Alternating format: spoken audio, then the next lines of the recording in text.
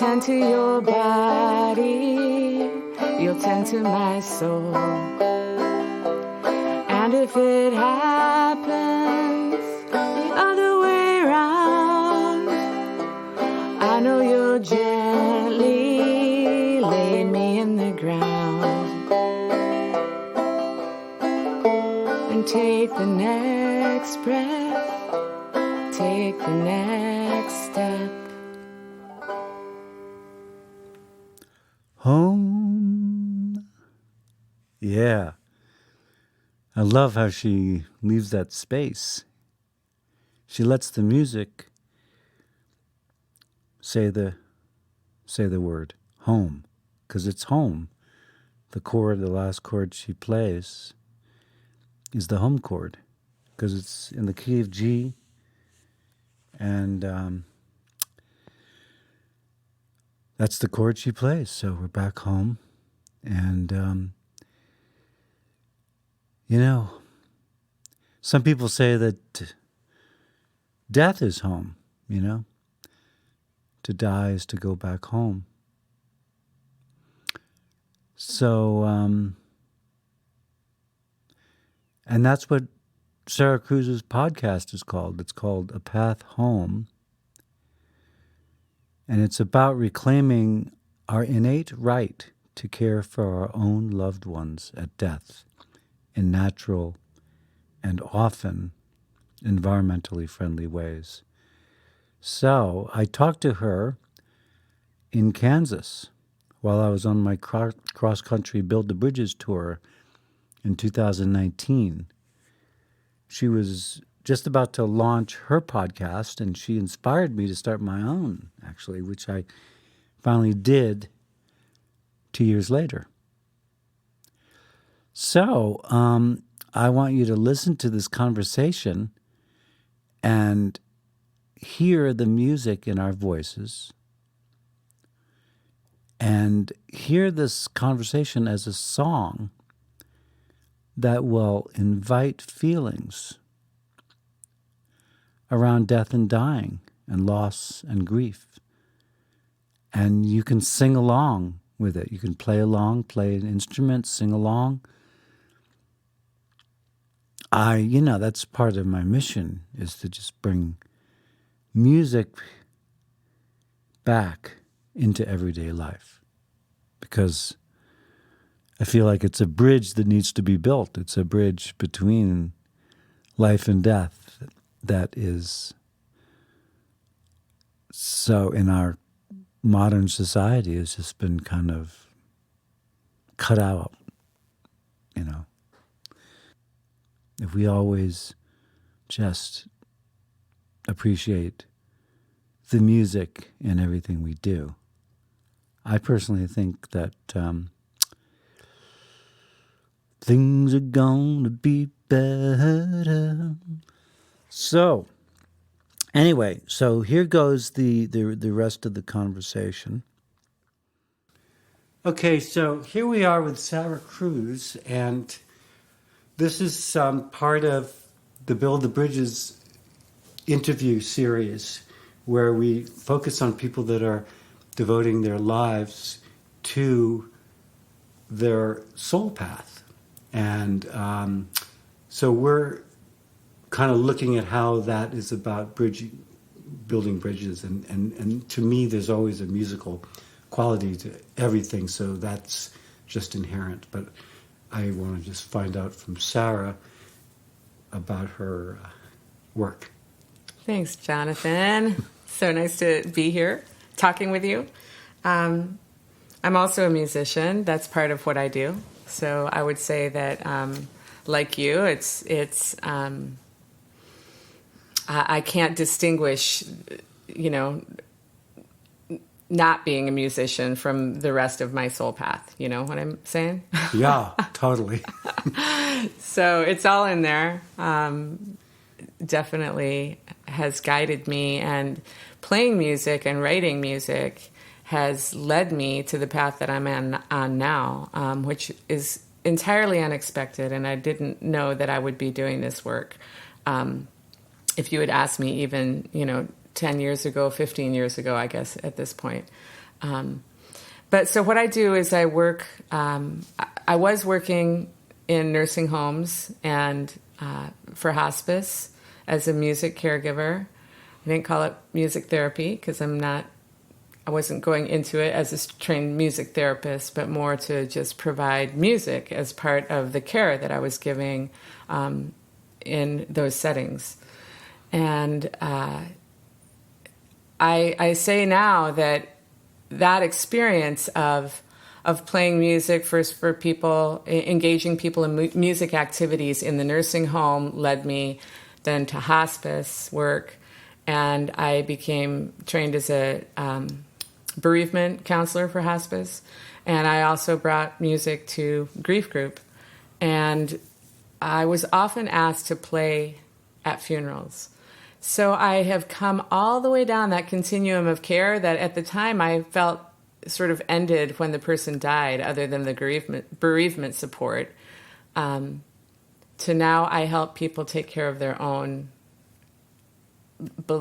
deceased loved ones. So I went from caring for the dying and caring for the bereaved to helping care for the dead. Wow. And then still bringing music to the process. Okay, how do you bring the music to the process of caring for the dead? Well, I just bring music to everything that I do. Okay. So, not that the dead can necessarily hear it. Maybe they can. We don't know. But I have opened Kansas's first all-natural cemetery. It's called Heart Land Prairie Cemetary, and it's also a restoration prairie project. So I have played music at some of the graveside services out there. Right. And but I still play for families whose loved ones are dying, and definitely in some of the rituals that are created, that families create around taking care of their own at home after death. It's called a home funeral. Often music is a part of that, depending. People find music soothing, and it's also a great way to reminisce, about someone who's died, is by playing and listening to their favorite music can really help with ritual. Right. Yeah. Well, I want to hear more about this the cemetery, because It feels like one of the qualities is that it's regenerative. So it's like very much about the cycle, the birth and death cycle, because you're also regenerating this prairie, right? Right. But I don't really know. Native prairie. Okay, yeah, because I so don't. It's land that had been cultivated before for food crops, and but here in Kansas, the natural ecosystem is one of prairie. So the whole idea around green burial and this movement that people are becoming more and more aware of how resource intensive our burial practices have become. We bury just an incredible amount of embalming fluid, which is mostly formaldehyde and other chemicals. We bury a lot of rainforest harvested hardwoods, in caskets and coffins. We bury just a ton of concrete in these concrete vaults. This is in a conventional burial, where we will put like a steel coffin inside a steel reinforced concrete vault and then put a lid on it. And some of these are super elaborate. Obviously the coffins are, but even the vaults. And then we put sod over the top of those and these huge big marble monuments.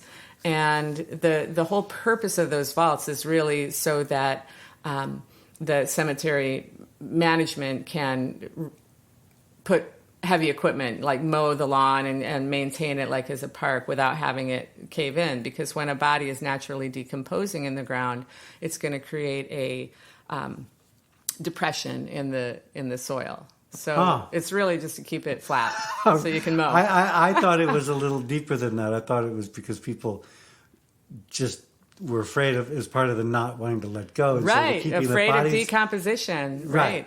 So absolutely. But it's I mean, I would say the practical reason for it is so Yeah. that you can mow, but I think the deeper reason culturally is that we're scared to death of decomposition and actually returning to the earth and allowing our bodies to naturally decompose. Like some people would be like, "Oh, I'm just like just the thought of like earthworms is too much." Right. Yeah. So, yeah, it's really rethinking the way that, first of all, that we do burial. But it's the way that our ancestors did burial for millennia, right? Is they just would bury a body in the ground, in the clothing that they were wearing or wrapped in a sheet or grandmother's quilt, and it was all biodegradable, and that's how we did burial for thousands of years. And we used to just call it burial, but now we have to like really focus on making it green, which is not burying all that stuff, just putting unembalmed bodies in a biodegradable container. So that could be a plain pine box or cardboard or wicker. There's all sorts of like green burial products out there now. But basically something that is easily decomposable, or just wrapped in a simple shroud. So that could just be a piece of linen or silk fabric. And placed in the ground, and then also rethinking the way that we look at cemetery spaces. And so in conserving land or restoring land to native prairie, like we're doing here, we're creating habitat, we're creating green spaces, we're creating a new way of looking at this kind of sacred space where our loved ones are buried, and creating spaces where people can come and just sit and be in nature and bird watch and meditate and hike. Yeah, it feels like so much more connected to reality. In Moss Island in Kenya. Yeah. What I want to actually, if I put my living will together, I want to put in there that my body is to be taken to Kenya, because what they do is they just drag it out into the bush, and the hyenas come and eat it. So it completely, immediately goes back to the into the environment, ecosystem. Yeah, right. Yeah, into the food chain, actually. Right. In that case. Yeah, I mean this system here, but I guess you couldn't do that here. It's it wouldn't be legal. It has to be buried. Yeah, buried or cremated. There's a new process that has just recently been developed and approved in Washington State to actually compost human bodies. It's called Recompose. It's pretty exciting to take care of, our urban situations where there isn't a lot of land for burial. Do you have like a website where there's like resources where people can like look up these things, because that's the kind of thing that I would want to reference. Yeah, absolutely. Can you just give it now before we forget? Because the Green Burial Council is a great resource for green burial grounds across the U.S. And I've got a website for Heart Land Prairie Cemetary.org, and the National Heartland. Say that again. Heart Land Prairie Cemetery is the name of the cemetery I opened here. Okay. I'm sure Recompose, that composting project, has got a website, and the National Home Funeral Alliance, which I've been active with since 2010 and serving on the board since 2013. The last 2 years as president of the board. But they are an incredible resource for home funeral. We're a nonprofit educational organization that is just reminding people, teaching people this ancient wisdom that we have always had of caring for our own dead until about the little over the last century, when we started to outsource the care of our dead to a professional industry. And it kind of, got teeth that we didn't even realize at the time, as we're slowly kind of giving away this really important transitional time in our lives together as families and in community, as important as birth, tending to our own dead. So I highly recommend going to the National Home Funeral Alliance website homefuneralalliance.org. Okay, so you have just the one website, which is the Well, that is specific to the cemetery, Heart Land Prairie Okay. Cemetary.org. But those are just other, the Green Burial Council. And So at these back in the day, when there would be a very ceremonial event around someone's death, there'd always be music, of course. Sure. And Yeah. I would think that most of the people would participate. Don't you feel, in one way or another, with Sure. the music in some way? Yeah, and it depends on certain cultures. It's absolutely still a part of it. I don't know if you've been with the Maasai during the death of someone there, but if No. there's any chanting or singing or drumming that goes Oh, on, there has I'm to be. sure. Yeah, 'Cause- and dancing, leaping up in the air. Yeah. You know? I would love to witness that. So yeah, in some countries for sure, or cultures, and I would say that happens here in congregations. Everybody stands up and sings together, Amazing Grace. Yeah. It might not seem as interactive, say, as like a more of a tribal group around a fire, but it's just as meaningful for people to stand up and sing hymns together, or however they bring music to it and participate. Yeah. So, is there anything that you'd like to say that kind of, or is it just more that you want to say about this that you feels like a deep feeling? I just feel so strongly about it that this is a piece of what it means to be human that we have forgotten based on a fear of death. Like we've distanced ourselves so much from the natural cycle of things that the idea of death can be very terrifying, and we have religions that really focus on an afterlife narrative to make us less fearful of that death. But how can we really sort of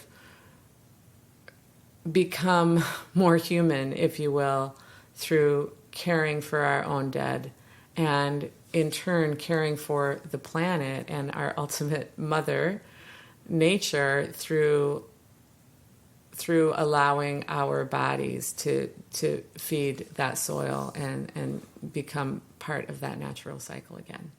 Wow. So it's both things. Yeah. I'm totally with you on the more human. We can definitely, that's who we are. Yeah. Yeah. So, you have a song now because you also have a podcast. I'm just starting a podcast. Right. Yeah, I haven't launched it yet, but right. But part of you're going to use the song that you wrote, but just part of the song. Right. So I was thinking maybe we could go. I also actually want to go to the cemetery. Okay. And record a little, just you talking Sure. a little bit with also the sound of Sure. life. Let me tell you a little bit about the podcast. It's called A Path Home, and it's mainly about hearing home funeral stories, talking with people who have taken care of their own loved ones at home after death. So green burial is sometimes a part of that, natural burial, but it doesn't have to be. People can take care of their own loved one at home and still have like a cremation or a conventional burial for that matter. But the two topics dovetail nicely. Most people who are interested, well, I can't say most people, but people often who are interested in doing sort of a natural after death care at home are also interested in a environmentally friendly return to the earth. So they can go together. I guess that's all I had to say about that. Cool. So I'm going to bring this recorder out to the cemetery. And now we're going to go to the Heart Land Prairie Cemetery in Ottawa, Kansas.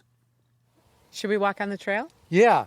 Okay. So can you describe where we are? We're at Heart Land Prairie Cemetery, located in central Kansas, north of I-70 by about 5 miles, near a little town called Niles. And this is a restoration. Prairie Cemetery. And we just appropriately we bump so- into a Spider. So this spider is, web because it's like being, spider web season right now. So I'll walk along with this stick. but it's like being in a haunted house. No, it's not. It's nothing like being in a haunted house. It's like being in the beauty of nature. We've got wooded areas on either side of the burial meadow, and we've created these trails. This one is called the Path of Peace and was finished by an Eagle Scout. Wow, that's a beautiful web right there. I wish everybody could see this lush greenery around us. It's like we can't even. If it's only like what 20 yards wide, the swath of green. Yeah, it's really not that big, but it's really dense, this time of year. And if it really continued in either direction, you wouldn't see any light except for what was coming from above. That's right. It's That's kind of like a right. rainforest in a way. Isn't it beautiful? Yeah. So unexpected. So we have a path going all the way the length of the burial meadow here on the west side, and another one over on the east side. And our vision is that there's just, like I was saying earlier, rethinking the way we think of cemetery spaces and creating places for people to just hike and be in nature and, kind of take it all in. So, can you describe what is in the prairie right now? What is the prairie like? Well, you'll be driving through it later on, but it's mainly a lot of grasses and flowers and just perennial plants. That's the tagline of our cemetery, by the way, is Rest in Perennials. Ah, R.I.P. that's great. Because that's like rest in forever. Rest in Perennials, that's right. So, what? So But this right prairie, now, well, you'll see when we go out there into the meadow. We're here on about 13 acres. That includes the wooded areas on either side. This is our tool shed. This trailer. We just moved this over here this weekend. It had been parked over at a neighbor's property, but we cleared this area of trees and what was growing here so we could park it on site, which is really handy to just be able to have our tools right here. So that's been a long time coming, and hopefully we'll be building within the year a tool shed here on site that will replace that. So right now, this whole meadow that we're looking at Yeah, is designated for burials. that's correct. Yep. This will be a cemetery in perpetuity in the state of Kansas. Wow! It's And how did you get the state of Kansas to grant that? Well, it really was, the land was donated to the project by the Land Institute, which is an agricultural research institute here in Salina, that is interested in reconnecting communities and humans to the landscape that they live in through developing perennial grain crops.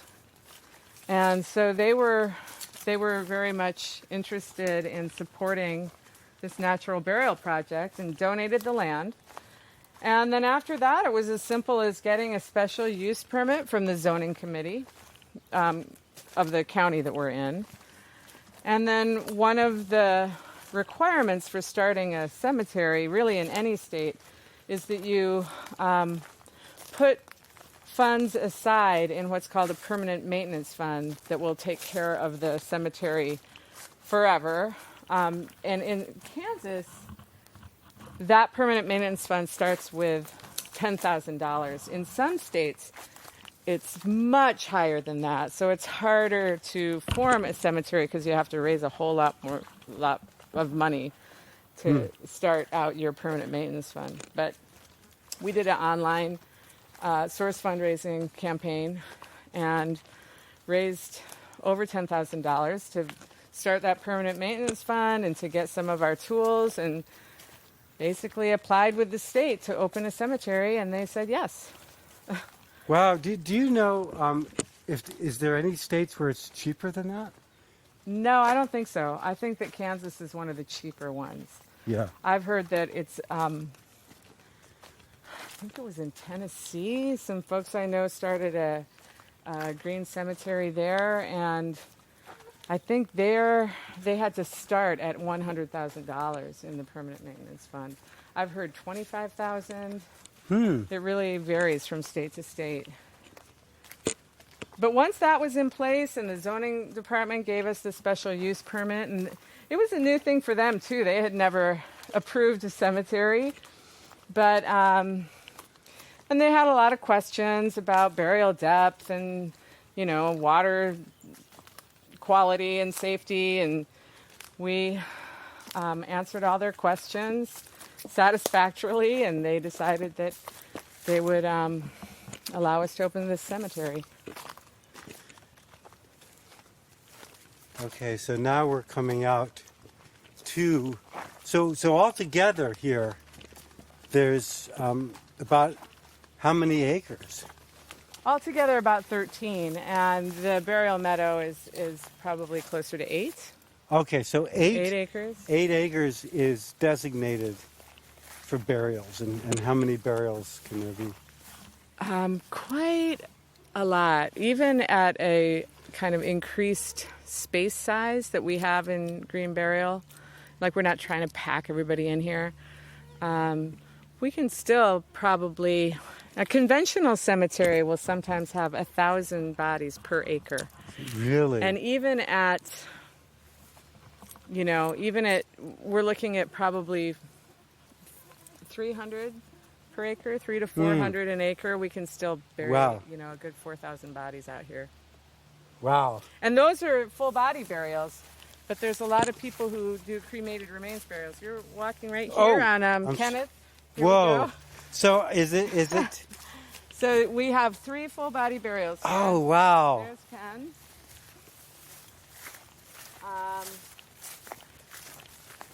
He was buried in a cardboard box that his family decorated with all of his favorite things. This is Dr. Charlie Livingston. Do you ever use our first headstones? shroud burial. Nope, these are the only markers on the graves. Now, is that a rule? Is there a reason why? Like, if someone wanted a headstone, could they have one? No, not here at this cemetery. That's the policy of the cemetery, but it's because we're restoring it to native prairie and we need to manage it like prairie. So we can't have a bunch of rocks sticking up all over the place, or we wouldn't be able to have it be a wild prairie space in the end. Could you pick something, some kind of monument of your own, even if it's like really small? No. You can plant native prairie species on top. Oh, okay. That's the kind of monument you could do. Yeah. So it has to be a living monument. That's right. That you have to Yep, maintain. and it would have to be cemetery approved.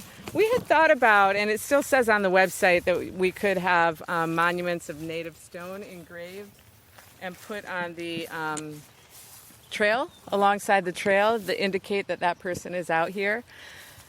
But, the more I've thought about it, the more I just feel like it's unnecessary. We don't have to fill that place up with stones either. It's just having to rethink, again, what we think of as cemetery space. And everybody's got their name and their dates here. I hammer those in.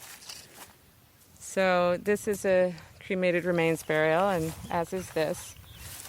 And the woman who buried her husband and her sister-in-law here, or sister? Anyway, she's going to have a full body burial right next to them. And these are marked for future burials. We've just mapped it out. And then we have one more full body burial here. And then 3 more in the same family, cremated remains. So, okay, so if you have somebody, or you want to have a space reserved Yeah. for you, how much does it cost? The plots are $1,200 for the plot, and then you can come out here and dig the grave yourself if you'd like to. We require that gets started 2 days before the burial and is completed the day before the burial, because it's really hard work. But people are invited to dig their own graves if they'd like. If not, I'd like to dig my own grave. Yeah. I mean, I do it every day. or have your families do it. Yeah. Right. No, but I mean, it's I harder could, for someone who's on the edge of death to come out and Right. dig their own grave. But I mean, if I wanted to you could dig plan it it really far in advance, I could dig my own grave. Well, it'd be hard to keep that hole in the ground. As the weather and everything, it would cave in eventually. You'd have to. It has to be dug like right before the burial. You know? You couldn't really preserve a hole in the ground for that long. Yeah, but I mean, you could put something in it to fill it up that would be easy to take out. I don't know. There's something. Maybe, depending on how far in front. Yeah. Or you can hire the backhoe. We have a grave digger that has a backhoe, and he charges $400, and so that's available for people. And that's how all of these, other than the cremated remains, we do all those by hand because they're so small. But the full body burials have all been dug by the guy with the backhoe. The cremated remains. I've always viewed cremation as a thing to sprinkle around. And people always request that you put it in certain places. Right, that you scatter those ashes. Yeah. And I think in most of these cases, part of those folks have been scattered somewhere. Yeah. But then they had this remaining that they wanted to have in a place with the marker and be able to come here. Right. That's nice to have a place people can gather. So anybody can come in here. Yep. Anytime. To honor. Yep. And so then we have a whole nother trail going through there. And the Land Institute owns some native prairie just on the other side of this little creek and these trees. And so eventually we will have a trail system that connects the two pieces. So you can hike all through the prairie over there and then come back over here. Wow. And hopefully we'll have some benches here and there, for people to sit down. Okay, so it's $1,200 to reserve a place. Yeah, we don't sell them in advance. We actually aren't reserving places in advance, except for working with families who already have someone buried here and they want to be next to them. But we decided we just didn't want to have to keep track of people's money for that long. Like, let's say you decided you wanted to be buried out here, and you give me $1,200 today, and then you live for another 50 years, or 40 years, or 30 years, or whatever. It's like, I just didn't want to have to keep track of all that.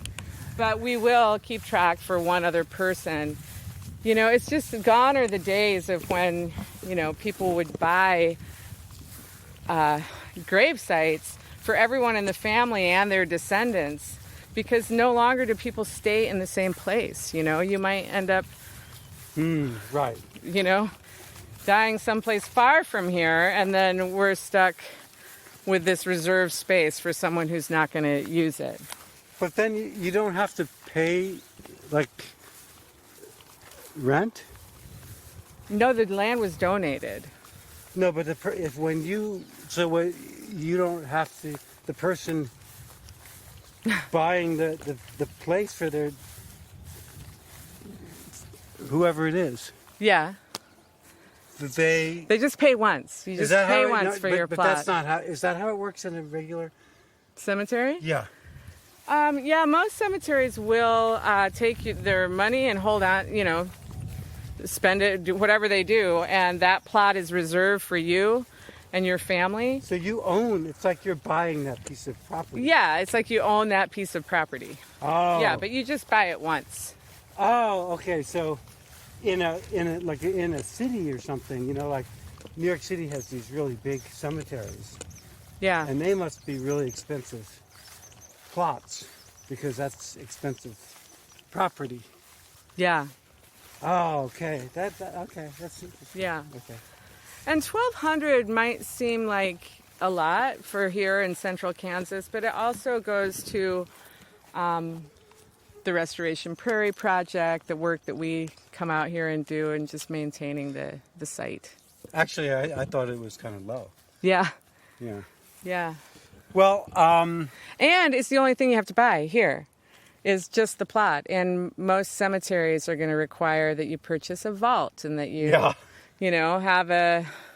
some elaborate coffin or, there's also the big monument. It's just the plot here. It's just the hole in the ground that you're buying. that's great. So here we are in the actual meadow here. Oh, Yep. We still have more to look at? Oh, well, I'm just going to show you the sign. We can walk over there and see Okay. the sign. Because I just want to kind of like...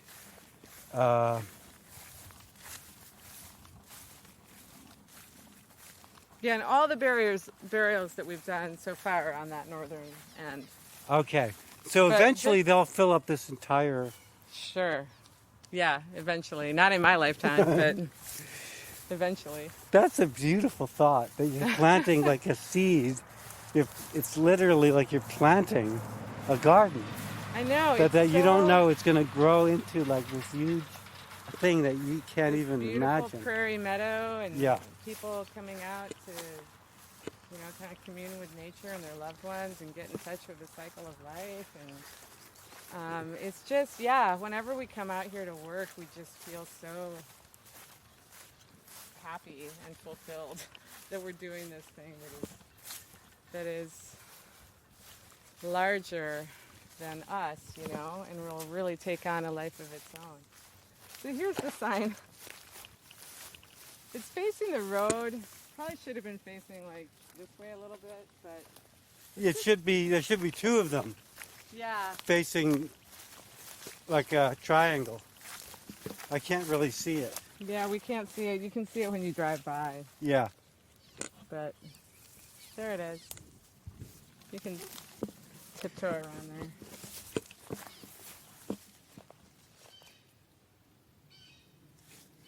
It's beautiful. Okay, I know I'm going to edit this thing, but is there anything more that you want to say, like his final words of wisdom that came to you as we walk around here? I just love this. I just love this space out here, and it feels like giving back.